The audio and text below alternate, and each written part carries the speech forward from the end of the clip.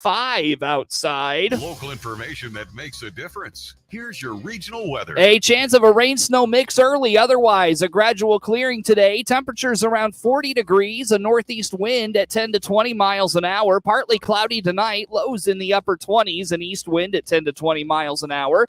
Friday, partly sunny. Highs in the lower 50s. A southeast wind at 15 to 25 miles per hour. Cloudy Friday night. Lows in the mid-40s. A south-southeast wind at 15 to 25 miles an hour. Partly sunny Saturday. Breezy. A high of 70 degrees, a south wind at 15 to 25 miles an hour in the afternoon. Wind gusts on Saturday could reach 35 miles an hour. Sunny on Sunday, temperatures in the upper 50s. West winds on Sunday at 15 to 20 miles an hour, though decreasing throughout the course of the day. Monday, a 40% chance of rain, cloudy with a high of 40, and into the midweek, sunny skies with temperatures in the mid-40s next week. Right now, it's cloudy across central Illinois, a cool start to this Thursday morning. Right now in Bloomington, temperatures at 32 degrees, 32 in Hayworth, 31 in Leroy and Farmer City, 32 in Champaign and Monticello, 36 in Decatur, 34 in Mount Pulaski, 33 in Lincoln, 37 in Springfield, 38 in Peoria, 34 cloudy in Clinton, feels like 25 outside, northeast winds at 15 miles an hour, 80% humidity, 10 miles of visibility here this morning. Get the latest in local weather at DeWittDailyNews.com. Getting your pet's needed medications is easy with Covenant Animal Clinic in Clinton. Yes, very convenient, especially because I live in Bloomington. It always gets delivered right to your door. I've used the online pharmacy. It's so easy. Click the Covenant Animal Clinic icon at DeWittDailyNews.com to learn more. Eagle Ridge Supportive Living Indicator is affordable to everyone. Marketing Director Carla Thomas here, inviting you to schedule your tour by clicking our icon at DeWittDailyNews.com and start enjoying supportive living. Creckles West in Decatur and Creckles in Mount Zion remind listeners it's easy to take our lives for granted. Simple pleasures like a good book, a bit of music, or even a pair of warm socks can bring great comfort to our soldiers overseas. Call your local veterans organization or search online for information on how you can help. This message is from Creckles West in Decatur and Creckles in Mount Zion. A Central Illinois tradition since 1949. Enjoy great food without a long wait. Visit CrecklesWest.com. Central Illinois' leading online source for local news, police blotter, for the record information, obituaries, and more is DeWittDailyNews.com. Since 2008, DeWittDailyNews.com has delivered fresh, online content to internet readers. From the City Council, to School Board, to the County Board, and more, DeWittDailyNews.com covers the local news you expect from the area's #1 local news source, and it's all absolutely free. Now you have even more ways to access DeWittDailyNews.com. Whether you're at your desktop, laptop, tablet, iPhone, or smartphone, DeWittDailyNews.com is delivered to all those platforms. That's right. It's even there on your iPhone and smartphone. The same local news, weather, and sports that's on the full-size edition is on your iPhone and smartphone just by going to DeWittDailyNews.com. If you haven't tried it, why don't you? Go to Central Illinois' leading online source for local news, police blotter, for the record information, obituaries, and more on your desktop, laptop, iPhone, or smartphone. DeWittDailyNews.com. You're listening to The Morning Show on the Big 1520 across Central Illinois. WHOW. Top of the morning. Thanks for being with us. The WHOW Morning Show streams live to Facebook and YouTube. It's brought to you by Peterson Insurance, your Pekin Insurance agent in Clinton. My guest on the show in this segment is Jack Myers with Social Security. Jack, a good morning to you, sir. How you doing? I'm doing well, Seth. How are you doing? Doing good. Thanks for asking. Thanks, as always, for coming on the show with us. I know that it's probably a busy time for you, and so we appreciate you making time for us. Let's talk about, Jack, you and I got pretty deep into our conversation about scams last month. It was a really good conversation, and coincidentally enough, it comes up again here in March, as March the 10th is Slam the Scam Day. So, Jack, let's just revisit this topic. I feel like you can't ever visit it too much in our world today. How about that? Yeah, Seth, you're right. And in a lot of ways, that's unfortunate, but I do appreciate the platform here and having an opportunity to talk about these things just to raise awareness for folks, because I think that's the only way we have any shot at combating these scams is by raising awareness and helping people understand that they're out there. And that's really what the goal of Slam the Scam Day is. It's going to be, as you mentioned, on March 10th. And it's really just an effort to raise public awareness of these pervasive scams that continue to plague the nation. And, this particular Slam the Scam Day is going to be part of the Federal Trade Commission, the FTC. That's another federal government agency. They're putting on something called National Consumer Protection Week from March 6th through 12th. And Slam the Scam Day is going to be part of that. Basically, Seth, this is something that started a couple years ago in 2020 by Social Security's Office of the Inspector General. That's basically our law enforcement branch, if you will, that investigates fraud and scams and things like that. And, they started it back then to combat Social Security related imposter scams.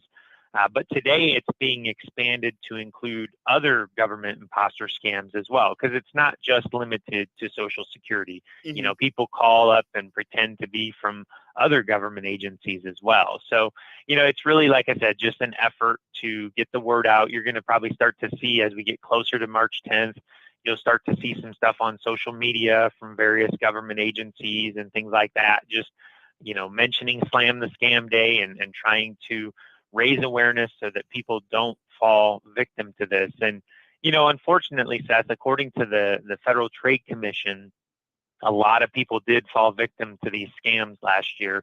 Some data that they have says that from January through September 2021, consumers lost more than $331 million to government imposter scams. Mm-hmm. So, yeah, I mean, it's just awful to hear that. And anything we can do to try and help combat that is what we want to do. And that's why we do things like Slam the Scam Day and talk about it on your program and things like that, just so people know this stuff is going on and that you got to protect yourself against it. Sure. Well, Jack, just briefly, not to dive too deep into the weeds on this, but just give us a reminder of what perhaps maybe a scam will look like if someone is calling, impersonating a Social Security individual like yourself or others. What should we be on the lookout for? What should we know about Social Security and how they will handle any business with you? How about those things?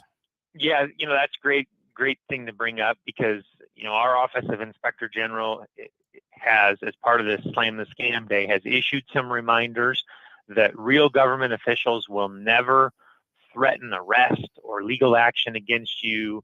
And the guise of these scams is a lot of times they're threatening this arrest or the legal action, and they're telling you, this terrible thing is going to happen to you unless you immediately send money. So that's never going to be something that a real government official is going to do. On the flip side of that, we're not going to call you up and promise to increase your benefits if you send money, or promise to resolve a problem instantly if you pay a fee or send money to an account or something. We're never going to require payment with gift cards or prepaid debit cards or wire transfer, internet currency, or by mailing cash. Those are all types of techniques that the scammers use to try to get your money. And then we don't email you documentation or evidence to prove anything. Sometimes what these scammers have graduated to doing is, if they suspect that maybe they've got a shot to get you, but you're a little skeptical, they'll offer to email you some proof, and they just email you some fake documentation. We're not going to do that. We're never going to email you any kind of documentation that has personally identifiable information for you or for us. So if you're getting something like that in an email, you know that that's coming from a scammer. And, the last thing I'll mention on that is our Office of Inspector General encourages you to always report these imposter scams through their website, which is https://oig.ssa.gov. But it's a little easier to get there if you just go to our site, ssa.gov. and then scroll down to the bottom and you'll see a link for reporting scam, fraud, or abuse. Jack Myers is with Social Security, our guest on the phone for this morning. And again, the morning show streams live to Facebook and YouTube, and it's brought to you by Peterson Insurance. Excuse me, your Pekin Insurance agent in Clinton. Jack, let's talk about Women's History Month and how it relates to Social Security. Tell us about this. Yes, March is Women's History Month, so it is a great time to take a few minutes and focus on Social Security for women. Seth, the rules for receiving Social Security benefits are the same for men and for women. So, it's not like it's a different program for women than it is for men. But I do think there are some nuances that we should talk about and women should consider when it comes to Social Security. And one of those has to do with one of the biggest fears that people have in retirement, at least from a financial perspective. It's running out of money or outliving your money. And why do I bring that up in terms of Women's History Month? Well, it's kind of simple. And the reason is because women have longer life expectancies than men. And so with that in mind, their risk of outliving their retirement savings is greater than that of a man. And just to kind of give some statistical examples, as of April 1st of 2020, a man turning age 65 could expect to live on average till about age 84. And a woman turning age 65 on that same date could expect to live on average until about 86 and a half. So, that's 2.5 years difference there. And it's just as I said, it's a lot greater opportunity than to outlive your retirement savings. And what that means is that Social Security retirement benefits become that much more important to a woman. And the reason I say that is because they are inflation protected. So there is a cost of living adjustment that's automatic. It's tied to inflation. So your benefit goes up with inflation. And you don't run out of Social Security benefits. Once you begin receiving those retirement benefits, you're eligible for those for the rest of your life. And so, those are just some really good values that Social Security offers. And for that reason, I say, it might even be a little bit more important to women than it is to men just because of that life expectancy. So take a look at our website, ssa.gov, create your own account if you haven't done so already, my Social Security account, and just do a little research on what you'll have coming from Social Security when you get to that retirement age, so you can just be prepared, because preparation is a big part of a successful retirement. Very good. Well, Jack, I look at the clock. Let's go ahead and take a time out here. Come back. We've got a lot more to dive into. Jack Myers, Social Security, our guest on the phone for this morning. The WHOW Morning Show streams live to Facebook and YouTube. It's brought to you by Peterson Insurance, your Pekin Insurance agent in Clinton. Again, more to come with Jack Myers at Social Security on the WHOW Morning Show.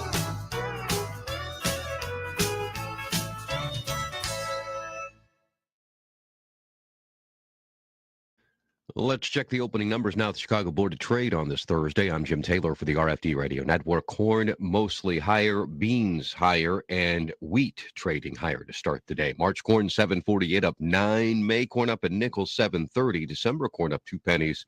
$6.11 March beans starting the day, $16.95 up 17.5. May beans up 18.25, $16.81 November beans $14.68 up 15.5. March wheat up 66.5, $11.25. May wheat $11.26.5 up 67.5.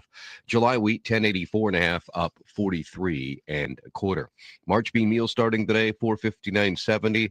That's up an even $2. And March bean oil up $1.62.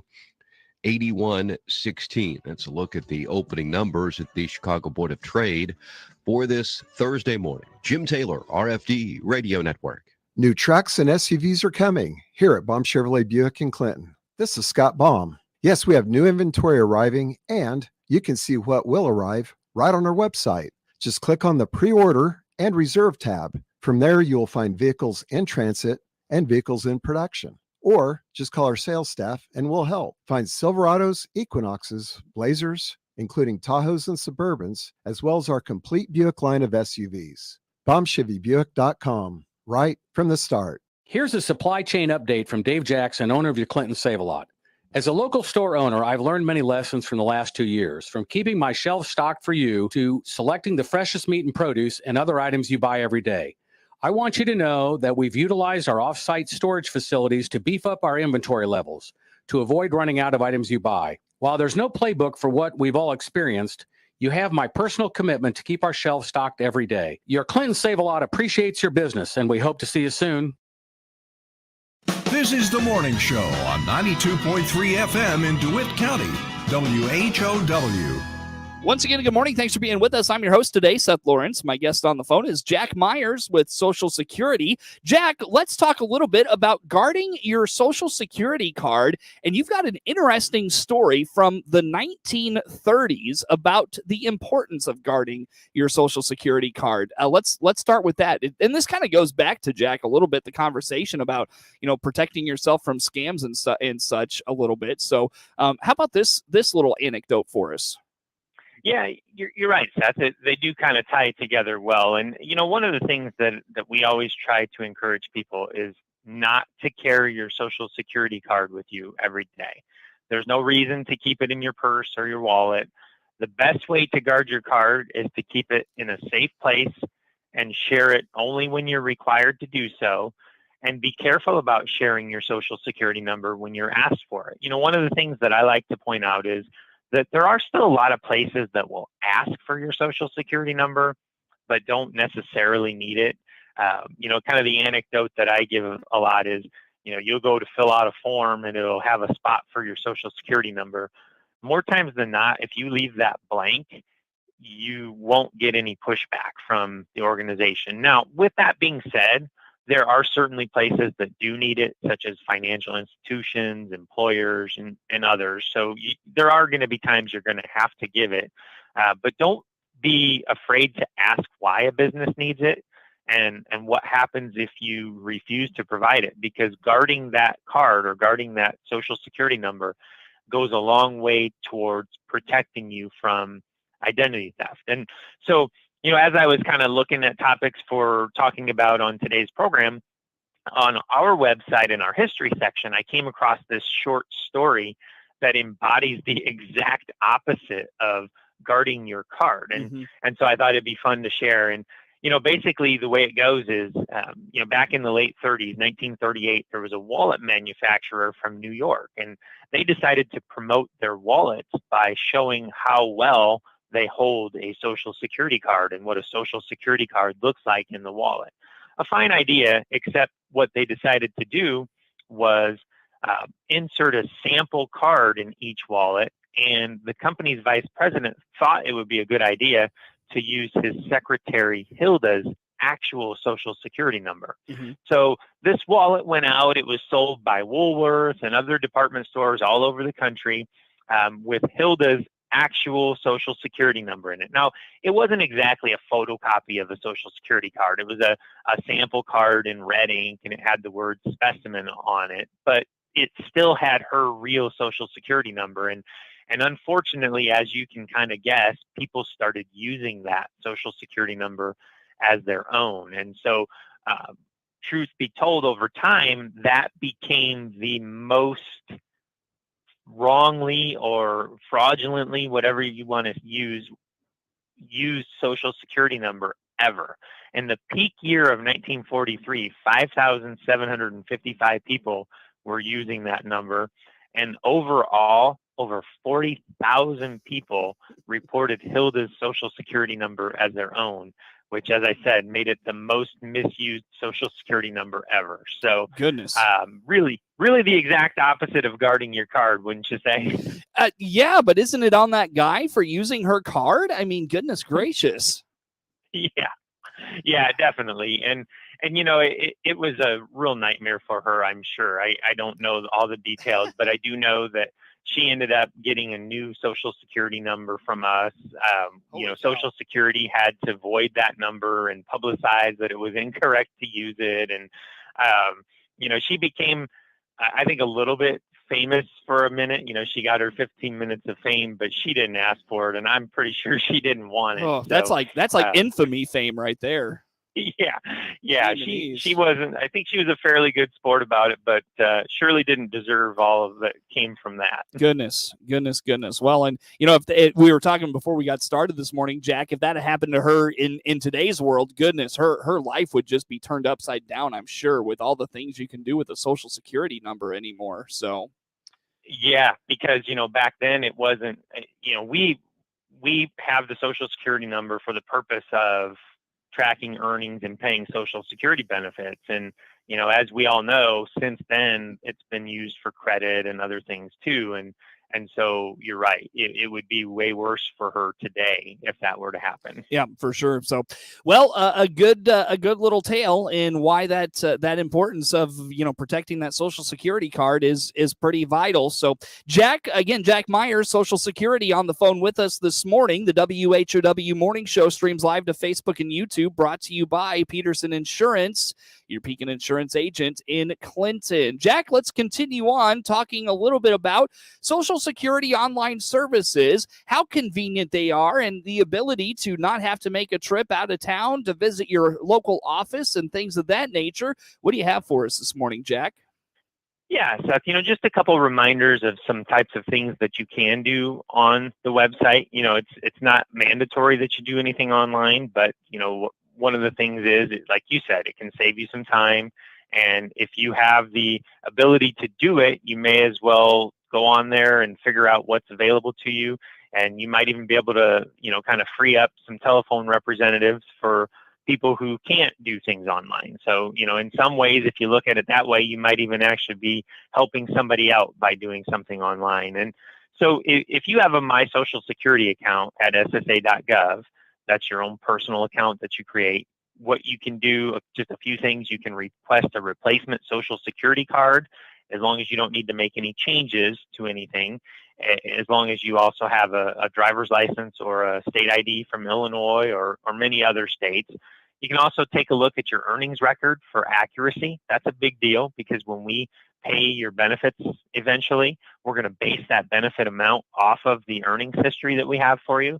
So I always recommend people take a look at that and make sure it looks accurate. But a caution I give out this time of year, we're early into 2022, so we're still working on processing 2021 wage reports. So don't be too concerned if 2021 doesn't show up yet. But 2020 and earlier years should certainly be there by now. Mm-hmm. You can also get what we call a benefit verification letter or a proof of income letter, just something that shows what you get from Social Security and what type of benefits you get. A lot of people need those for loans or for other types of programs that you might be applying for. So you may not know, but you can get that instantly right there through your My Social Security account. And, this time of year, people are starting to do their taxes. So if you had Social Security benefits last year, you should have gotten an SSA 1099, and you'll need that for doing your taxes. If you can't find that, you can log into your account and get a replacement instantly through your My Social Security account. And then just a couple other things. If you're just maybe looking for info, you can look at our frequently asked questions page. We've got a whole library of fact sheets and pamphlets that you can look at, and we even have a lot of them in audio format.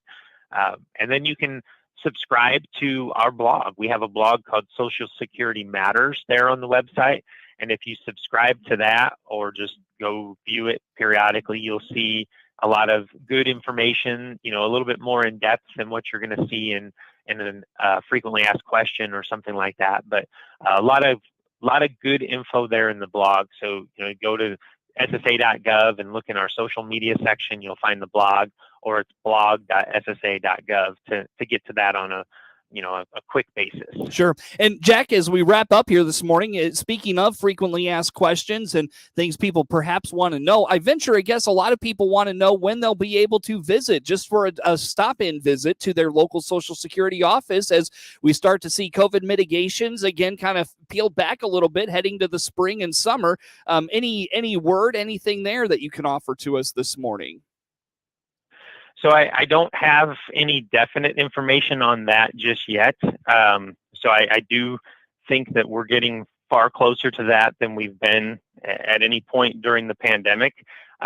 So kind of stay tuned for some updates on that as we get more information. But, I think we're getting closer. And it's important to note, too, that you do have the ability currently to visit a Social Security office on an appointment basis. So, we've got more people in the offices these days than we have at any point in the pandemic.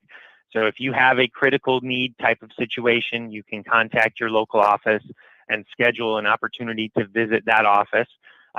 In the Clinton area, the local office is Bloomington, and their phone number is 877-405-4640. So if you need an appointment in person, then you can give them a call and they can try to get that set up for you.